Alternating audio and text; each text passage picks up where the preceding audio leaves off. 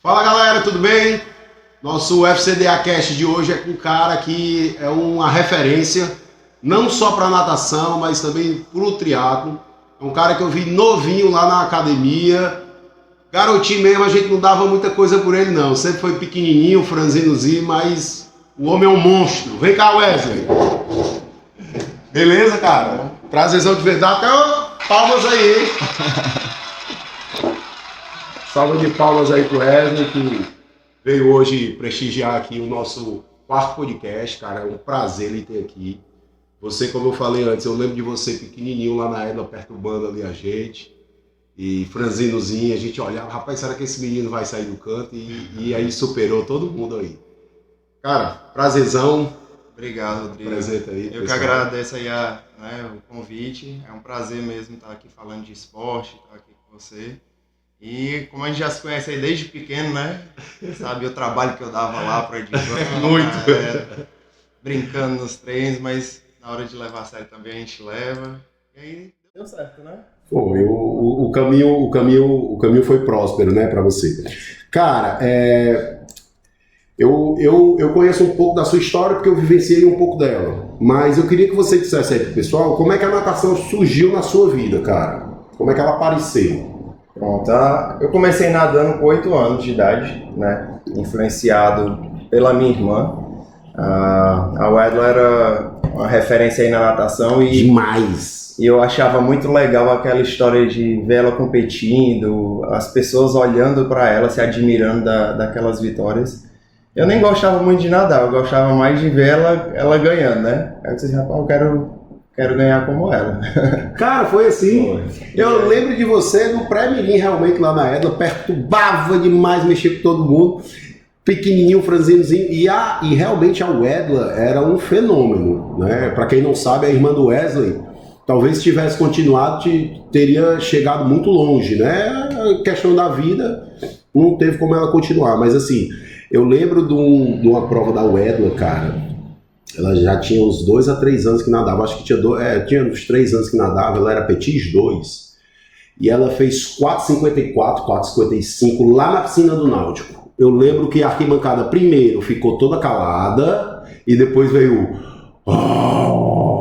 Então assim, a sua irmã, mandar um abraço aí pra ela, era um fenômeno mesmo da natação, mas você também veio sendo um fenômeno da natação, né? Surgiu, começou a ganhar tudo aqui no Ceará, muito Norte-Nordeste aí você bateu forte, não foi também? Foi. Conta um pouquinho dessa tua história aí na natação, nos primeiros anos dela. Pronto, e aí foi isso, né? Vendo aquela... eu tive um exemplo dentro de casa, né? Da disciplina dela, o que ela precisava fazer para ganhar.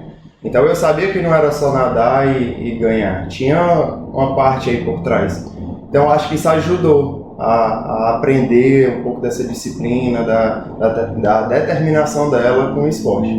E aí, à medida que eu fui treinando, eu fui gostando, fui me identificando, e rapidamente a gente teve uma evolução bacana, né? Legal. Então a Edla e o Edvan, que sempre foram muito referências aí na natação, apoiaram a gente, incentivaram bastante. E aí os resultados começaram a aparecer, e aí se torna uma bola de neve, né? A gente vai se empolgando, vai gostando, vai treinando mais. E foi isso. Então eu comecei aí com esses 8 anos de idade, fui até os 16 anos só na natação, né? E aí depois começou a fazer a migração, né? Isso, aí depois que eu fui pro triatlo. Mas só te cortando, desculpa. É pra gente não ir lá pra frente. Como é que foi? Você sempre foi muito competitivo na natação, né, Wesley? Eu lembro que você teve uma época que era imbatível aqui no Ceará. Então, podemos dizer assim, e muito completo. Tem algum estilo que tu acha que nada é ruim? Que eu não me identifico muito é o peito, mas tinha uma particularidade. Eu sempre tive problema no joelho. Certo. Então, certo. Quando eu nadava peito, eu sentia dor. E você chegou a fazer, né, operar? Também não tô querendo, já se operou dos dois joelhos, duas vezes, né? Pois é, então assim, tu sempre foi muito competitivo. Me diz aí quais foram as tuas principais conquistas da natação, que tu hoje, no triatlo, eu não tô falando agora, mas da natação, o que foram as tuas principais conquistas? Bom, na natação, eu ganhei os Norte-Nordestes, né? Walter Figueiredo, Interfederativo. E aí a gente nadava todo tipo de prova, dos 400 livre ao 100 Você costas, foi muito ao eclético, medley, né? ao borboleta. Ainda hoje você é muito eclético, né? Eu lembro que teve um revezamento no Master, que você nadou com a gente, eu estava sem treinar, acho que estava 1 ano e meio, e eu acho que só quem estava treinando era o Mário, e você estava vindo de uma operação do joelho, acho que foi a primeira operação do joelho. E aí a gente ficou em terceiro no revezamento e eu disse, a culpa é sua. Porque tu tinha nadado para 23, eu disse, pô, se tivesse nadado para 21, isso não tinha acontecido. Mas você sempre foi um cara que nadava realmente tudo, né? E ganhou, e conseguiu ter medalha no Nordeste em praticamente todas essas provas. Foi, em todas as provas eu conquistei medalha. Costa Borboleta. Costa Borboleta, medley, 400. Legal. 200. E aí em Campeonato Brasileiro eu fui quarto. Foi? Eu não né? sabia. E eu sempre pegava final nos brasileiros. Né? Pô, interessante. Os brasileiros interfederativos mesmo. Interclubes, quer dizer. Interclubes, Interclubes né? mesmo. Mas aí eu não participei de muitos brasileiros, né? Porque eu também parei aos 16, a natação. Então eu tive ali só infantil e juvenil. E aí, nessa época que já estava começando a migrar para o triatlo. Porque quando eu atingi o auge na natação, veio aquela dúvida, dúvida. E aí foi quando foi pro triatlo. Cara, muita gente conhece das travessias, mas assim, o Wesley, nadador de piscina, como a gente tá conversando aqui, foi um grande nadador e é um grande nadador ainda. Esse ano mesmo você conseguiu medalha no Norte-Nordeste Interclubes, né? Interfederativo, desculpa. E você teve uma época que era imbatível nas travessias aqui. Teve até um Rei e Rainha do Mar, que você ficou em segundo lugar, ganhou até dos profissionais, né? O seu ex-técnico, o Edvan, era um que dizia assim, eu não sei porque que o Wesley está no triatlo, o Wesley tinha que estar nas travessias aí, era para pegar índice olímpico, tudo.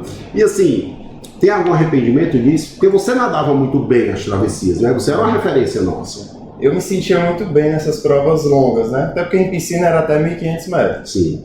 E eu gostava, é como se eu conseguisse transferir o ritmo dos 1.500 para nadar 5.000, na mesma intensidade. Às vezes eu terminava os 1.500 e a Edvan ficava com raiva porque parecia que eu tinha que ir mais, porque eu no final da prova eu ainda ia diminuindo o tempo, né? Se fosse um 10 de média eu fazia 14 de 100 a 1,10. Nossa! Então ele ficava, você não quebrou, tinha mais. E aí eu acho que quando ia para o mar, que ia para as provas de 3, 5 mil, que eu conseguia manter isso por mais tempo, acabava tendo uma relação legal com a longa distância. Entendi, né? entendi. Só que nessa época também de transição, a maratona aquática ainda não era olímpico. Verdade. Ela virou olímpico em 2008. Quando eu passei pro triatlon, ela virou olímpico. Caramba! E aí eu cheguei ainda a fazer o brasileiro de maratona aquática, eu já morava em Vitória. Não sabia disso aí, acho que pouca gente sabe também, cara. E aí eu fui segundo em Campeonato Brasileiro de 5 km e fui terceiro em 10 km. Né? Em Campeonato Brasileiro mesmo. Na época quem ganhou foi o Pavão, que era o que estava disputando com o Alan do Carmo, o Luiz Lima para a Olimpíada. Né? E eu fui pódio nessas duas provas, mas eu já estava na seleção de triatlo. Cara, então assim, nossa, pra tu ver como tu é bom. Tu foi pódio na maratona aquática, mas treinando triatlo, porque a natação que você treinava era pro triatlo, não era pra maratona aquática. Inclusive no dia da maratona aquática a gente correu e foi para os 5 km. Nossa porque senhora, o treinador cara. colocou como um treino, né? Eu fui para levar a sério, mas o restante da turma ia treinar. Então a gente correu 1 hora na praia, aí já ficou lá para largar para os 5 km. Caramba, e mesmo assim foi vice-campeão brasileiro. Foi vice-campeão brasileiro. Quer dizer, ainda foi apertado a vitória? Não, o Pavão ele ganhou com um pouquinho de distância. Na largada ele já se distanciou, então eu perdi aquele contato com a esteira. E aí eu fiquei com os outros, o outro pelotão eu fiquei ali, com o segundo pelotão principal. E nos 10 quilômetros? Nos 10 quilômetros era todo mundo, era muita gente, aquela prova que só define no final, né? Que eu me identifiquei mais, porque não teve uma largada tão intensa. Aí o nadador ele tinha essa vantagem de largar forte. Eu já estava treinando pro triatlo, então não tinha velocidade. E aí nos 10 km não, largou todo mundo junto, ficou aquele blocão, a prova toda. Aí foi bom pra ti. Aí foi bem bacana, você vai vendo só um sobrando, outro. e nadando ali na esteira, acompanhando a esteira. Durante o triatlo me ensinou isso também, né? A esteira, essa manhã do mar. O triatlo, ele, na minha visão, né? A maratona aquática ela está evoluindo muito, mas o triatlo ele te dá um ensinamento de esteira muito maior do que a maratona aquática. O nadador mesmo que sai da piscina, ele não gosta de nadar nos pés de ninguém, não. Eu falo que quando eu fazia muita maratona, eu tinha dificuldade, Wesley, de nadar. Eu ficava louco. Teve um dia que eu fui fazer um treino com a Vitória, e a Vitória, vamos fazer um treino de esteira. Eu dizia assim, cara, que coisa chata. Porque é treinável, né? Se a gente não treinar, você se sente mais cansado. Porque é bolha ali na água, é o ritmo do atleta que aumenta e diminui, né? Que você não está fazendo seu ritmo, você está acompanhando o outro. Verdade. É o deslocamento lateral que a pessoa vai fazendo. Então, se tu perder um pouquinho ali o contato, quando tu vê, a pessoa já tá bem à tua esquerda, aí tu tem que vir para cá, e aí você se sente não tão confortável. À medida que você vai treinando mais, isso vai ficando fácil, você vai conseguindo identificar a posição certinha, né?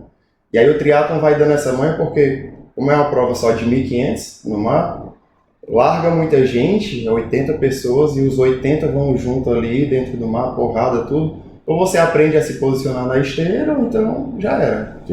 E assim, o legal do triatlo é que você tem que treinar isso tanto na natação, quanto no ciclismo, quanto na corrida, né? Aprender o contato nas 3 modalidades. Que legal, cara. A gente já está falando disso, mas eu queria que tu deixasse ela mais, assim, contasse o passo a passo. Como é que foi essa transição? Como é que a Edla, no podcast 01, ela disse que como é que começou. Quero saber como é que começou pela versão do Wesley. Como é que começou o triatlo na tua vida? Pronto.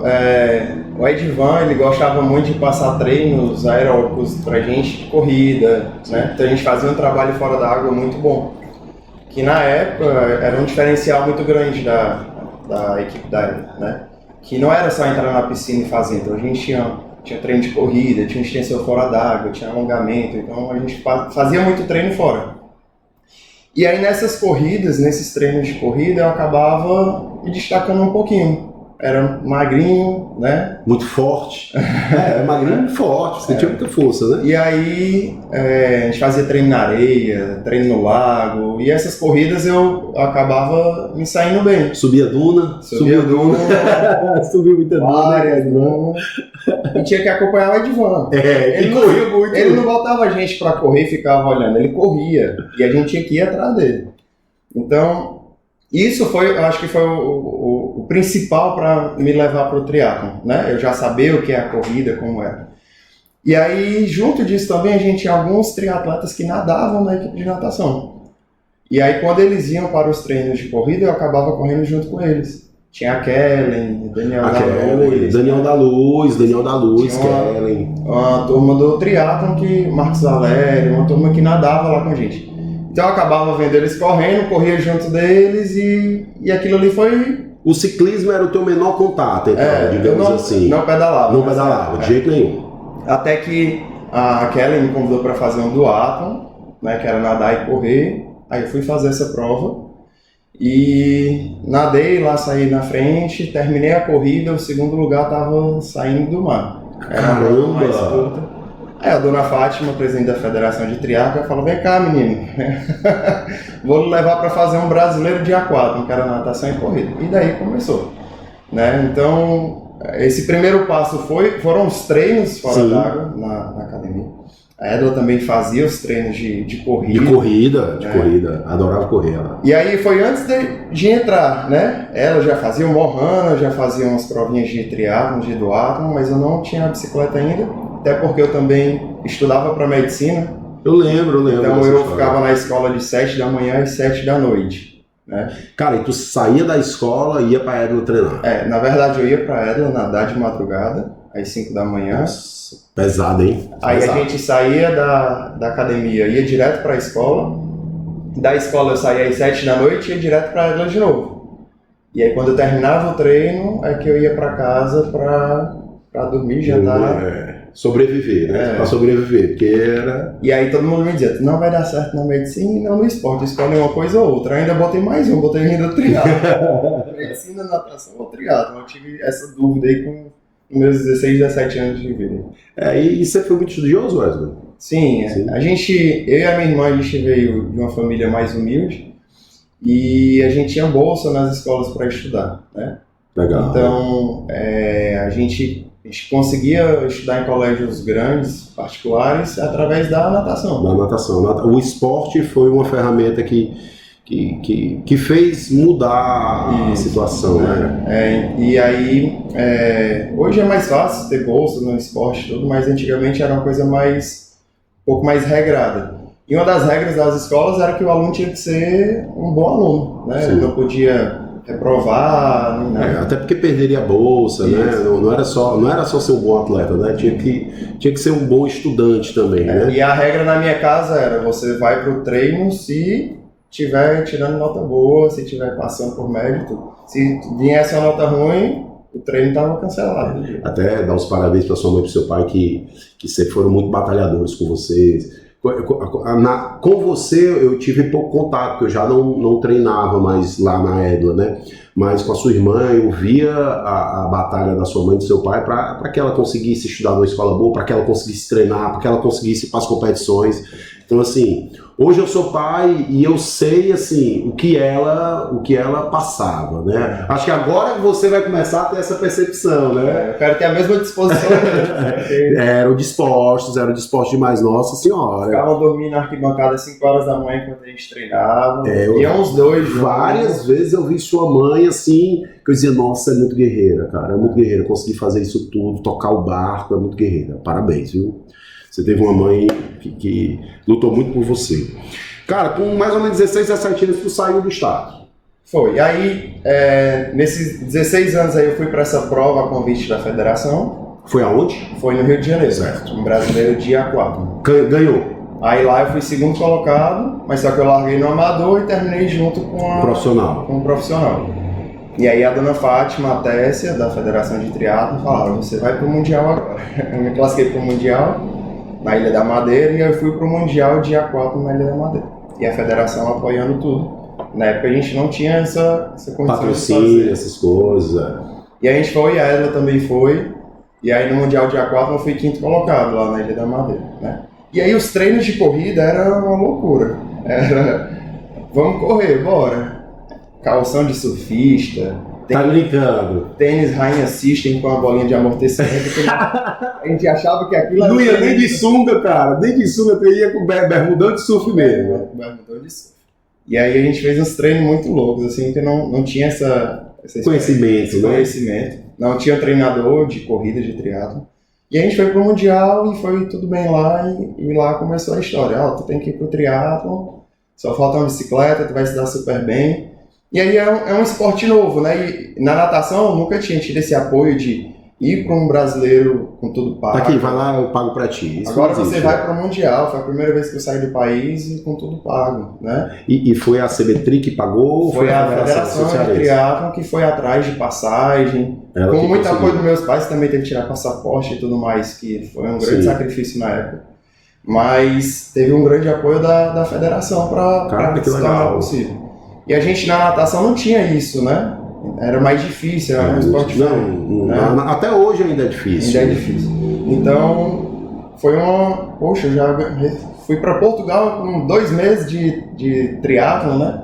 E aí você vai se empolgando. E aí, nesse mesmo ano, quando eu tinha 17 anos, 2004, mais ou menos, teve uma seletiva para a seleção brasileira. De triatlo? De triatlo. Aí a dona Fátima fez meu pai comprar uma bicicleta. Assim, compra uma bicicleta, parcela em 10 vezes. Meu pai comprou uma bicicleta que era mais cara que o carro que ele tinha. Parcelou essa bicicleta. De novo, olha o esforço da família. Olha o esforço da família. Preferiu dar a bicicleta pro filho. A gente tinha um carrinho velho e a bicicleta era o preço do carro do meu pai. Caramba. E era uma bicicleta bem simples de triatlo, né? E o pessoal apelidou de geladeira, de tão pesada que ela era, aí apelidou minha bicicleta de geladeira. Quer dizer, era mais caro do que o carro e ainda não era top. Não, era mais simples da época. E aí a dona Fátima foi e me colocou na lista para ir fazer a seletiva para a seleção. Gerou um zum grande, porque as pessoas achavam que eu não deveria estar ali, só tinha 2 meses, né, no esporte e tal. E foi para a seleção, chegou lá, eu fui convocado. Cara, que massa. Então, tua carreira foi meteórica no triatlo? Foi. E nessa mesma época eu estava vendo com clubes portugueses do Recife, Flamengo, para ir pela natação, né? E ao mesmo tempo estava nesse dilema aí da Dona Fátima me puxando pro triatlo. Wesley, tu acha que tu não... A gente já conversou sobre isso no início, que o triatlo te puxou mais rápido, né? Tu acha que se tivesse demorado um pouquinho, você tinha optado pela natação? Tinha sim. Porque eu tava numa época boa, essa época que eu saí do triatlo, eu tava batendo os melhores tempos, né? E eu tava batendo recordes, fazendo os melhores tempos da vida, foram nessa época. Então é muito difícil você sair do esporte ali onde você tá... Tu teve uma determinação muito grande. Eu acredito também que você foi seduzido pelo que você proporcionou, porque assim, poxa, em 2, 3 meses tu já tava nesse nível, né? O que podia vir a mais, né? E a natação a gente sabe que é um processo um pouco lento, né? Por exemplo, você estava tentando ir para Português do Recife, que era clubes na época muito fortes, né? Flamengo... Acho que o Flamengo nessa época ainda tinha o Fernando Scherer nadando lá, né? Tava com a equipe bem forte, né? Agora ele voltou com a equipe forte de novo. Mas assim, talvez se esse tempo aí do triatlo não tivesse sido tão rápido, ele tinha sido só uma passagem na sua vida, né? E se não tivesse tido esse apoio também da federação que me seduziu ali imediatamente, sim. Né? Então assim, foi muito difícil decidir tudo isso na época. E eu falava com meus pais, pra onde eu vou? Eles, vá pra onde seu coração manda. Aí, mas o coração não sabe. E era o Edvan me puxando de um lado e o triatlo me puxando do outro. A Edla tava nos dois também, então ela, vamos pro triatlo, olha o que o triatlo tá dando. E aí outra época ela disse assim, não, mas tu nada muito bem, vamos pra natação mesmo. Então até ela ficava em dúvida, né? E ela foi a principal incentivadora aí na época, né? Sim. Então foi bem difícil, mas eu não me arrependo. Ótimo. Não, e assim, a sua carreira no triatlo foi magnífica. Eu acho que você abriu muitas portas aqui. A Vitória, eu até brinco que ela também teve uma carreira meteórica, igual a sua. As proporções foram diferentes, talvez o apoio que ela conquistou foi melhor do que o seu, mas você que abriu a porta. Talvez esse apoio que ela conseguiu, que foi um pouquinho melhor do que o seu, que ainda falta apoio, mas você abriu a porta lá atrás, né? A gente precisa de um pioneiro, né? E você conseguiu fazer... Você era um atleta que acho que todo técnico de triatlo queria, porque você corria muito bem, eram os melhores nadadores do Brasil, então com certeza era a melhor natação do triatlo, mas o cara tinha que ensinar a pedalar forte, que não seria dificuldade, né? Era o menos técnico das três, né? Era o mais fácil assim que a gente disse de evoluir. A dificuldade no triatlo é o quê? Tem um nadador que sai na frente e que ele corra para ganhar. O ciclismo ele tem que manter. O ciclismo é só fazer o igual ali. Hoje não, hoje o ciclismo ele é muito mais importante, mas há um tempo atrás no triatlo o ciclismo era para manter no pelotão. Você pode usar o trabalho do outro.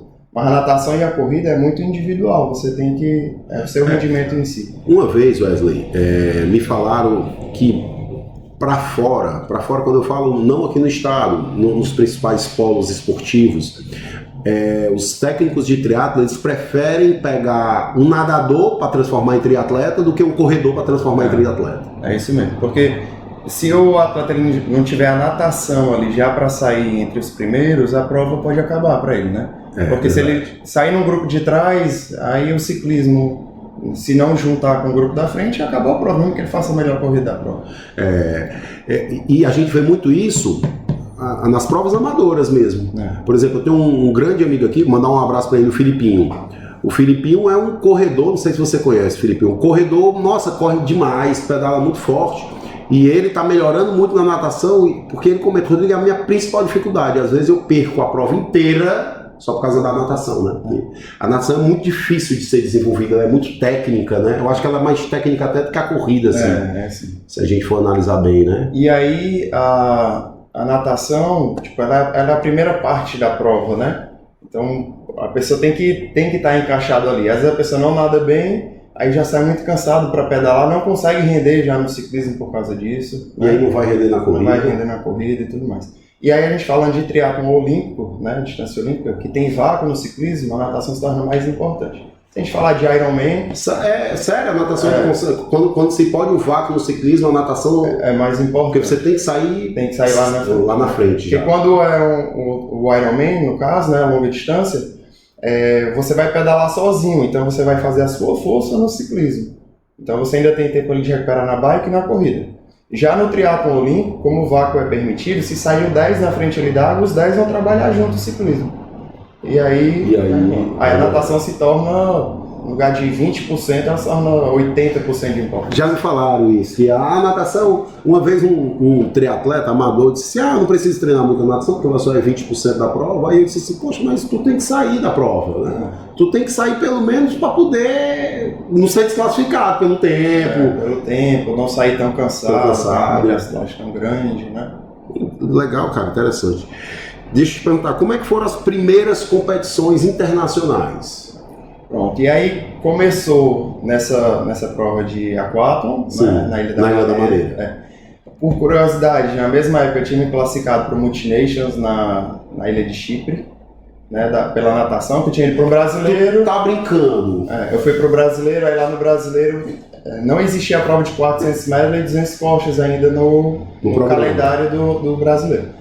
E aí eles fizeram essa seletiva. Então a gente terminou o Campeonato Brasileiro, aí eu nadei os 400 metros e 200 costas. Aí eu ganhei 400 metros e fui segundo nos 200 costas. E aí isso classificava para os Multinations, né? E aí na mesma época foi a transição do... Mas chegou aí para o Multinations? Não cheguei aí. Optou já para ficar pelo triatlon. Aí foi várias coisas aí que não deixou, aí eu fui para o triatlon de vez. Quando eu fui para a seletiva do triatlon, eu tive algum tempinho só para decidir se eu ia embora ou não. Foi mesmo, cara. Foi um negócio bem rápido, assim, bem breve que você teve que tomar essa decisão. Isso. E aí no triatlon também foi uma aposta da confederação. Por quê? Lá eu fiz a melhor natação da seletiva, eu fiz o pior ciclismo, né? Eu tinha bicicleta há poucos dias e fiz uma corrida muito boa. Mas os meus exames médicos de VO2, de capacidade e tudo mais, eles foram os melhores dos triatletas que estavam lá. Tu tá brincando. Dos triatletas que já estavam lá, o seu VO2... Tinha atletas olímpicos lá na seletiva, tudo. E aí a confederação apostou em mim entre uma das vagas para fazer parte do centro de treinamento. Né? Portugal? Isso. Não, em Vila Velha, no Espírito Santo. Certo. Isso em 2005, né? Foi nessa transição. 17 anos já? Transição natação triatlo. E aí também veio muitas críticas, né? Lógico. Tipo assim, o menino não sabe nem pedalar, ele já vai integrar a seleção. Cara, é difícil. Mas aí foi uma aposta da confederação pelos exames, pelo rendimento da natação e corrida. E aí realmente deu certo. Pouco tempo depois eu já fui campeão brasileiro júnior, aí já estava subindo para a Sub-23 Elite. Então no mesmo ano que tu começou praticamente, no mesmo ano tu foi campeão brasileiro júnior. Foi campeão brasileiro júnior. Quer dizer, realmente uma ascensão. E em contrapartida, na natação você não conseguiu esse apoio, né? Sempre tinha uma dificuldade a mais. Isso. E aí acabou realmente o triatlo te puxando. A própria classificação dos Multinations, eu estava classificado, mas eles levaram o atleta que ia nadar os 100 costas para nadar os 200. Então aí já foi já tirou tua vaga, já comeu tua vaga. E aí veio a confusão, porque o que ganhou 200 medley do brasileiro, eles queriam levar para nadar os 400 medley. Só que tu tinha ganho os 400. Eu tinha ganho os 400 medley. Então, a própria natação gerou muito essa... Ela não me deu a mesma oportunidade que o triatlon nessa transição, né? Entendi. Talvez se eu tivesse ido para essa prova internacional de natação, a empolgação tinha sido outra. Talvez o momento tivesse sido outro, né? Mas que coisa boa, cara. Cara, e assim, você foi um cara que teve algumas lesões sérias na vida, né? Me diz aí, me conta a primeira, tu me falou agora que se operou 2 vezes do joelho, né? Me conta como é que foi essa primeira lesão, me conta o porquê da segunda cirurgia e o que isso atrapalhou na tua carreira. Pronto, e aí, essa transição ela foi muito rápida. Eu, de repente saí um nadador indo pro triatlo, né? E quando eu cheguei na seleção, vai treinar, filho, acompanha os outros. Era um sofrimento muito grande para mim. Eu não tinha uma base de corrida, eu não tinha uma base de ciclismo, né? Treino de natação eu tirava de letra, mas o resto foi na garra mesmo, porque no primeiro dia que eu cheguei em Vitória, o treinador falou, vamos fazer só um trotezinho lá embaixo, se troca, chegando do aeroporto. Se troca aí, a gente vai fazer um trotezinho lá embaixo. Aí beleza, nem comi nem nada, era um trotezinho. Vesti a roupa de corrida, desci. Aí ele, a gente vai fazer só uma horinha aqui na praia e acabou. Meu maior tempo de corrida tinha sido 30 minutos da minha vida. Da vida? Uma horinha era... Uma horinha, não é só uma horinha. Como assim uma horinha? E nisso ele foi de bike do meu lado e eu corri 1 hora na praia depois de ter viajado o dia todo. Então essa foi a minha realidade ao chegar no triatlo. Sentiu mesmo. Tanto que lá na seleção, com 1 mês, o primeiro atleta já pediu pra sair, com 2 meses já saiu o outro, com 3 foi meses. Foi mesmo, cara. Era o pessoal saindo. Porque tinha que estar longe da família, toda a mudança de cidade e tudo mais. E os treinos que eram muito puxados, que a gente passou a ser profissional do esporte. Do acordar ao dormir, a gente era atleta, né? Então a gente treinava, comia, e à noite estudava. Ainda estudava à noite. Era obrigado a fazer faculdade ou escola. Você fazia escola na época? Eu fazia o terceiro ano, né? E aí pronto, então esse começo no triatlo, de verdade, ele foi muito pesado para mim. E aí vieram as primeiras lesões, né? Fratura por estresse, que é a canelite, né? O corredor tem, lesões no quadril, tudo por impacto, né? E depois veio o joelho, que eu já sentia desde a natação, por isso eu não nadava peito, né? Eu sentia dor no joelho, eu tinha uma condromalácia desde a natação. Então eu fazia as provas de medley sem treinar o peito, ou com a boia e fazer só braçada de peito, né? E aí, quando teve que botar um impacto tudo, as lesões foram aparecendo. E aí, algumas épocas eu não treinava corrida por estar... Quer dizer, mesmo lá você não conseguia fazer os treinos de corrida pela dor em si, né? Tá machucado. E com quanto tempo tu teve que fazer a tua primeira intervenção cirúrgica aí, Wesley? Pronto, aí eu fiz em 2012. 2012, a primeira cirurgia. Isso. Eu aguentei vários anos aí com dor. De 2005, 7 anos aí, né, cara? Enquanto a gente chegava...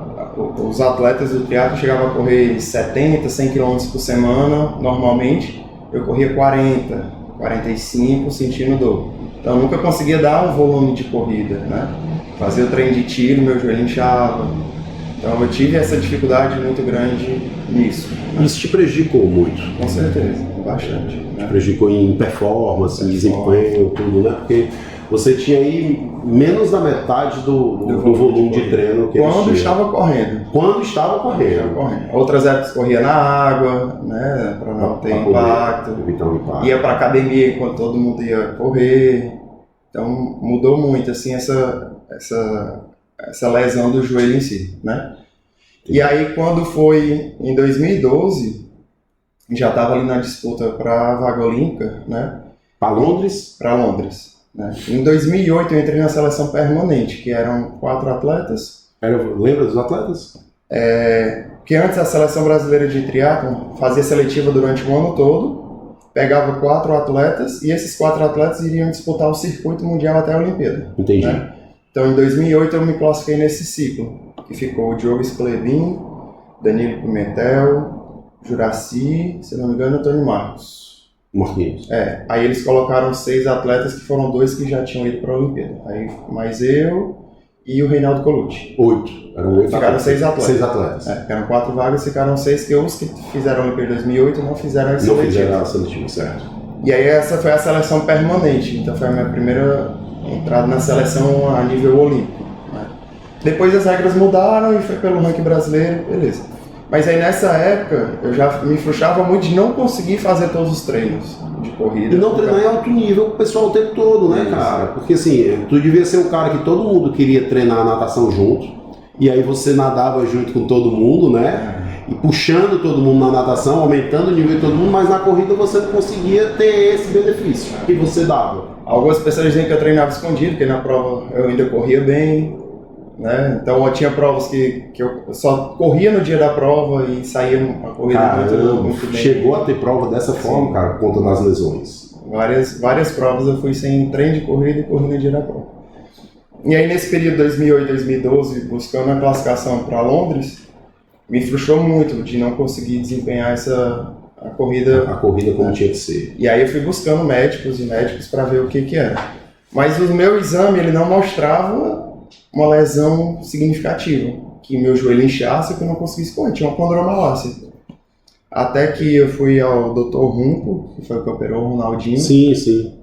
O Dr. Runco falou assim, que a ressonância magnética ela é 99% fidedigna, eu estava no 1% de erro. Então ele queria fazer uma cirurgia para ele ver o que eu tinha. Então a cirurgia ele fez para ver o que tinha e fazer a intervenção na hora. Isso. E aí quando eu fiz a cirurgia, eu tinha um menisco partido. 70% do menisco ele estava partido, sendo que a minha lesão era lesão perfeita. Perna esticada, o menisco não apresentava estar partido. Quando eu dobrava, ele abria. Ele abria. Então na ressonância mostrava... Ele estava um corte diagonal aqui. Ele estava perfeito. E a ressonância a gente faz com a perna esticada.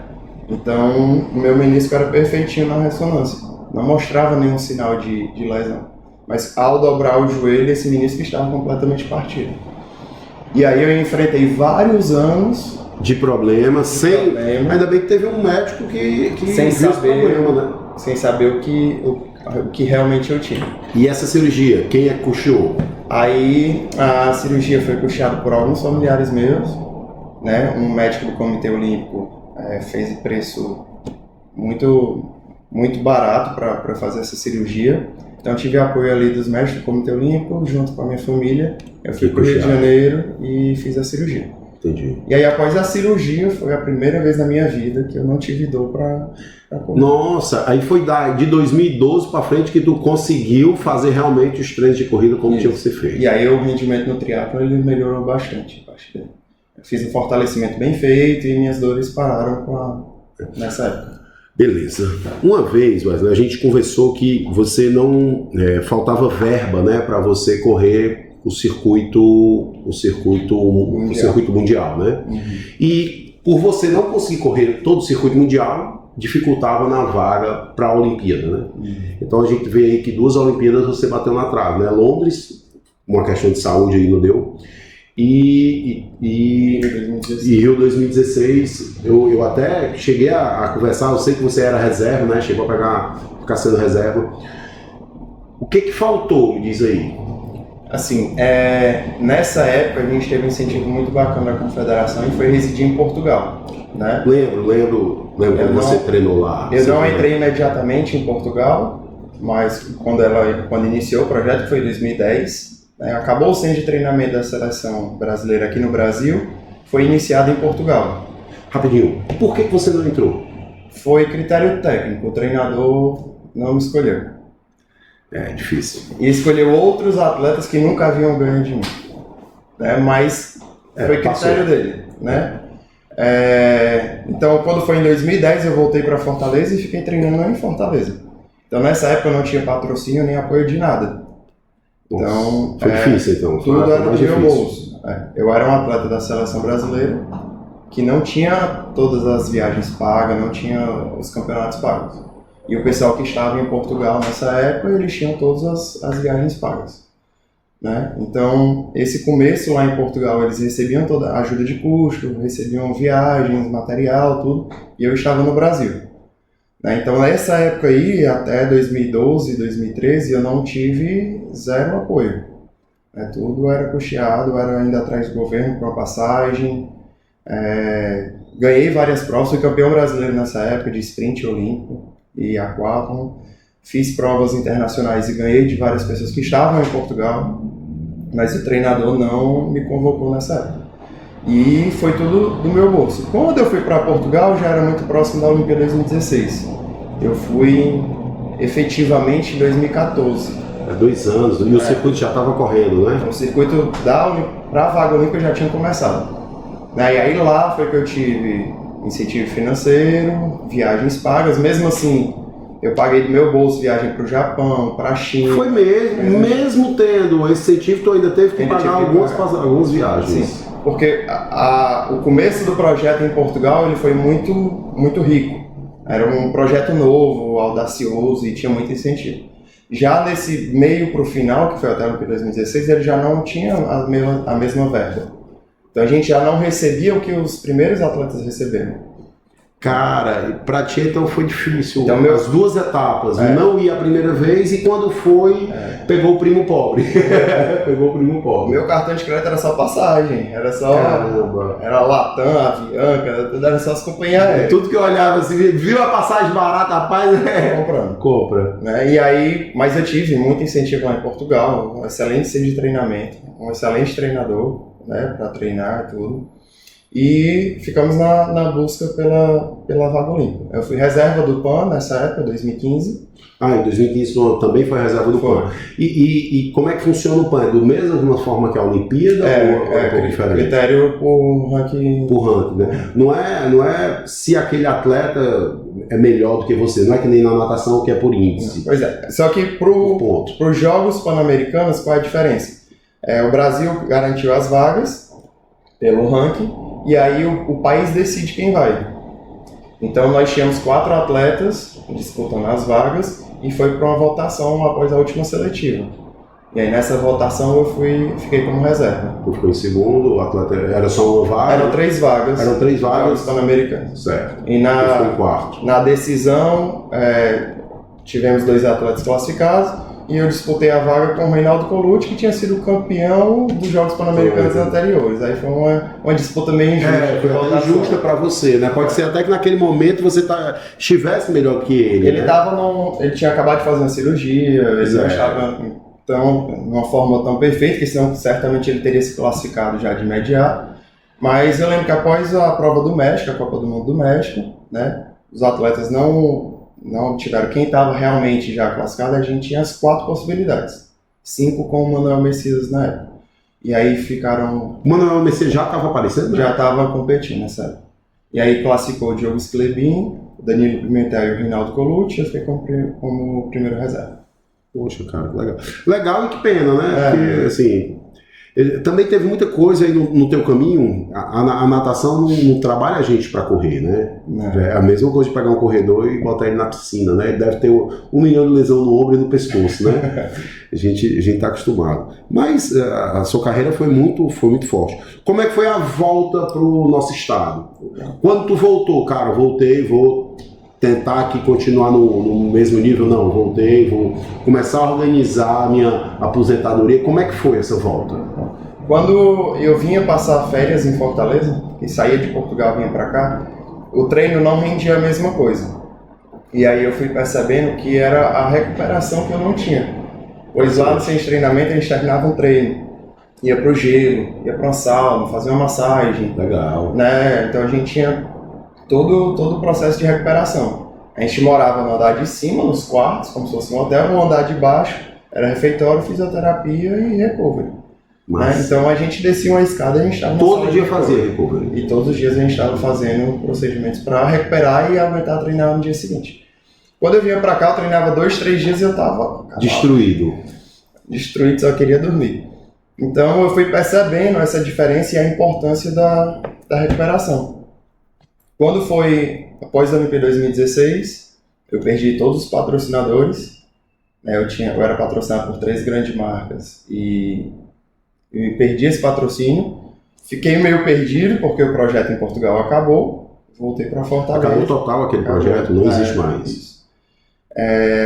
E aí eu fiquei apenas recebendo a verba do Exército. Eu era militar na época, né, do programa de atendimento do Exército. Minha única verba ficou sendo o Exército. Eu ainda aguentei 1 ano até acabar os meus 8 anos no Exército. Quando acabou, não tinha mais patrocínio nenhum, não tinha mais verba nenhuma. E as competições no Brasil tinham caído muito, questão de patrocínios, de premiações. A gente fazia o Campeonato Brasileiro, ganhava premiação, fazia o Circuito Sesc, que pagava muito bem.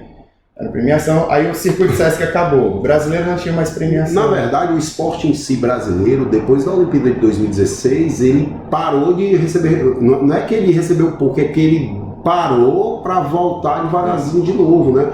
Eu acho que investiram muito recurso de uma forma descoordenada, né? De uma forma desorganizada, digamos assim, né? Não existia uma organização plena.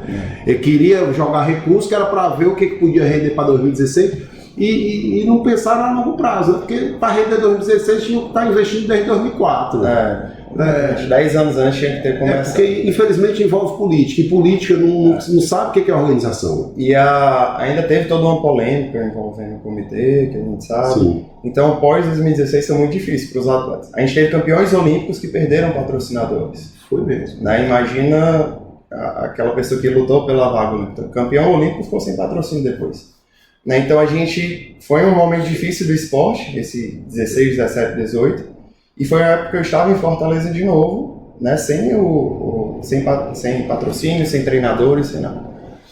E quando acabou até a minha última verba, que era questão do exército. Então eu resolvi abrir a clínica de recovery. Pode falar o nome dela aí. A Ergos. Foi quando surgiu o projeto da Ergos, para que eu trouxesse aquilo que eu aprendi nesses anos fora, que vivenciava nos Estados Unidos, na França, em Portugal, o que eu tinha no centro de treinamento. Então você trouxe um mix aí do que você aprendeu lá fora. Nesses períodos que eu vinha para Fortaleza e eu não tinha recuperação, fui entendendo a importância disso e fui estudando. Legal. Né? Fui estudando o que era melhor eu fazer, o que eu podia fazer antes de uma prova ou não, como era uma massagem. A gente passava por vários massagistas, né, de outros países, então eu ia aprendendo tudo isso. E aí quando eu voltei eu falei, se eu quiser treinar aqui e ter alto rendimento, eu tenho que ter uma recuperação. Então eu vou criar uma clínica para que seja meu sustento e minha recuperação para eu treinar. Legal. Mas aí vem a realidade do empresário no Brasil. Então eu continuei ainda mais 2 anos nessa luta, né, entre uma pequena empresa e eu treinar, mas foi muito difícil conseguir conciliar os dois, né?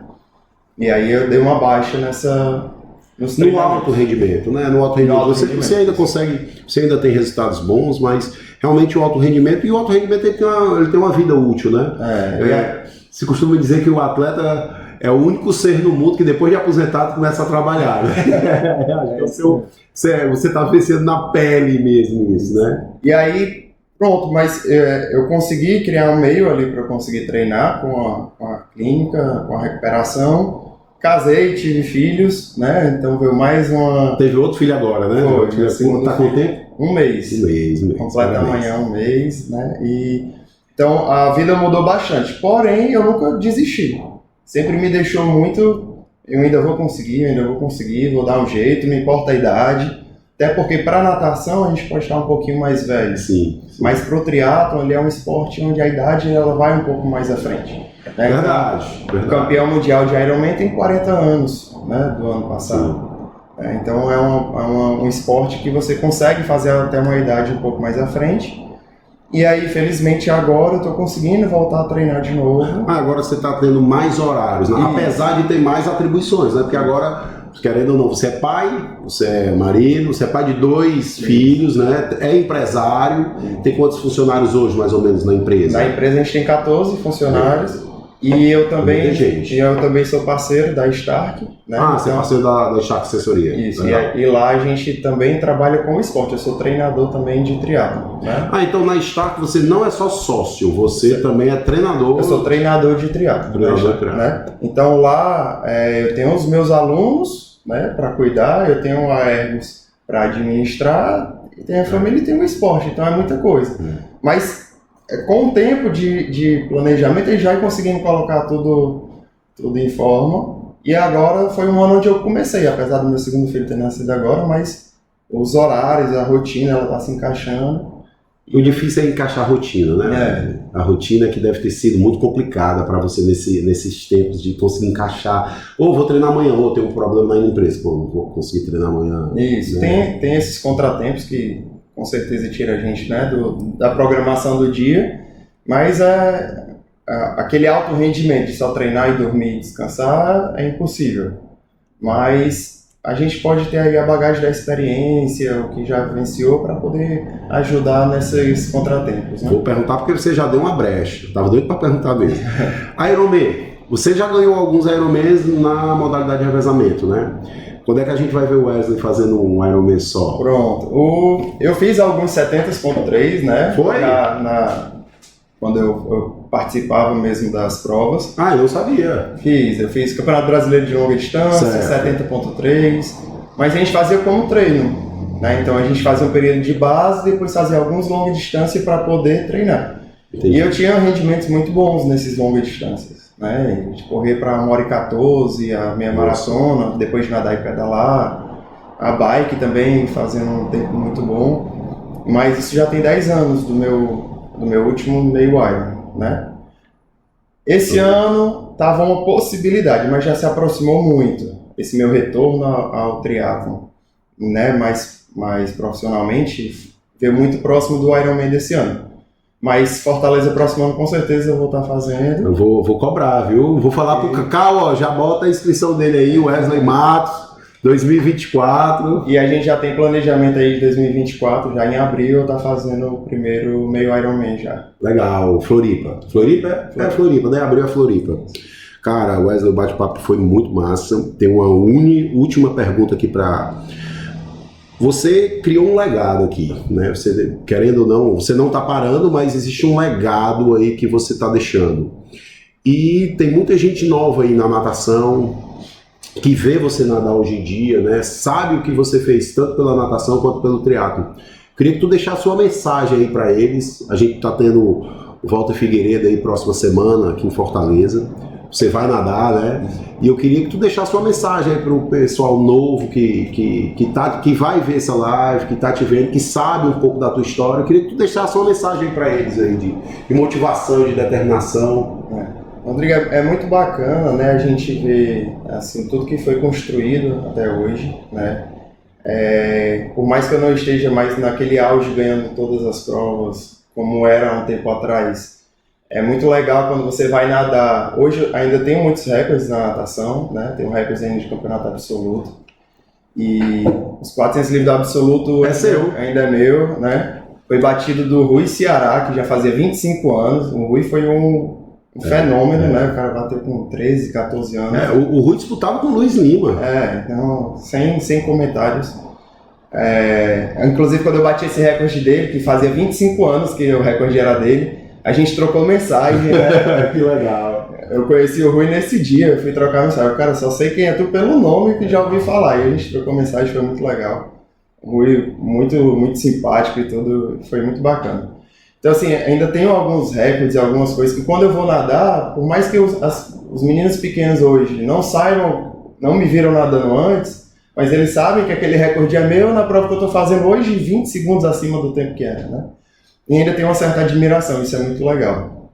Mas o que eu posso deixar aí de mensagem para essa turma é que tudo que foi construído na minha vida nunca foi o resultado antes do esforço, né? Então, assim, desde meus pais a fazer um sacrifício para me levar para o treino. Eu chegar até a academia já era um sacrifício para a gente, com o deslocamento, com o combustível, com a passagem de ônibus e tudo. E eles, hoje eu me pergunto, como eles conseguiram? Eu não sei. Como eles conseguiram fazer tanto. E hoje a gente vê muita gente assim, reclamando que não tem isso ou não tem aquilo. Mas a gente só vai conquistar depois da gente mostrar o resultado, a gente se esforçar mesmo. E a gente não tem certeza onde vai chegar. Você pode se dedicar 100% e não conquistar nada.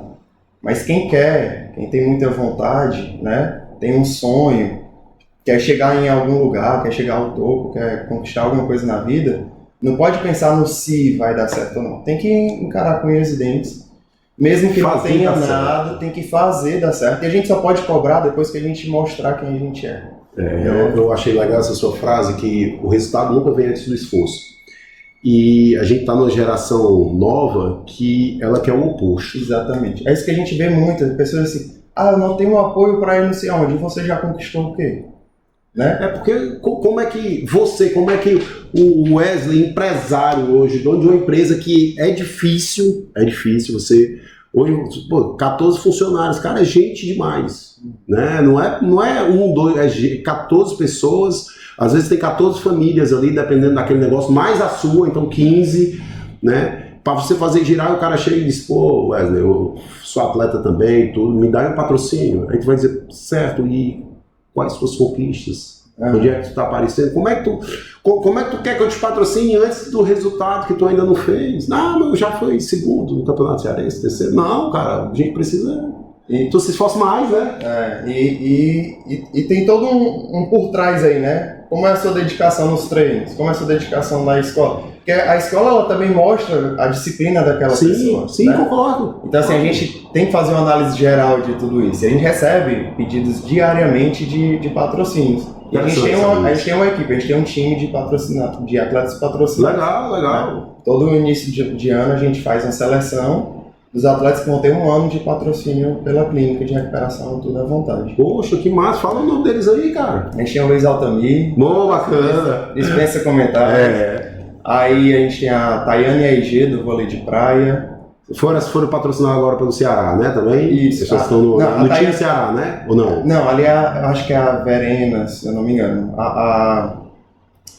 As meninas já foram patrocinadas pra gente, as que estão agora no Ceará. Certo. A Tayane e a IG foram as campeãs brasileiras de 2022. Legal, no circuito brasileiro. E foram vice-campeãs brasileiras de 2023. Legal. Né?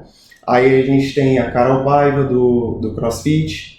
Temos os meninos da corrida, a Socorrinha, o Gilson, o Daniel. Né? Então a gente... Só aí já tem 7, cara. Aí a gente tem o Renan do Jiu-Jitsu. Né? Então a gente pega várias modalidades pra Cara, parabéns, Wesley. Parabéns. Isso é inovador, cara. E isso mostra o que você pensa do esporte. O esporte é algo sério, é algo que se pode ter retorno, né? Tem muita empresa que não patrocina atletas porque diz, não vou patrocinar por quê, né? Qual é o retorno que ele vai dar? Ele tem como dar retorno financeiro sim, se fizer um trabalho para que isso aconteça, né? É como você falou, nada é de graça, né? E o resultado não pode vir antes do esforço. Então, cara, prazer esse bate-papo contigo aqui. Vou estar no Walter Figueiredo, vou torcer demais para você, viu? Vou estar narrando, mas vou estar lá, vai! Então, com o microfone, torço por você. Agradeço por você ter aceitado o convite de pronto, né? Eu mandei uma mensagem pro Wesley, ele estava aí no meio da competição, mas já me respondeu, cara, tenho o maior prazer de ir, só você falar o dia. O dia que quem marcou foi até eu, não foi ele que disse se podia ou não podia, eu marquei o dia, ele chegou. E como um bom atleta, pontualmente ele chegou ali uns 2 minutos antes, ele já estava parando o carro. Cara, obrigado por tudo. Obrigadão, viu? Isso é uma referência pra gente aqui. Obrigado. Valeu, moçada. Olha aí o nosso quarto podcast da FCDA, o FCDA Cast. Valeu! Cara, foi muito show. Cara. Muito show mesmo, cara. É tanta coisa pra falar, né?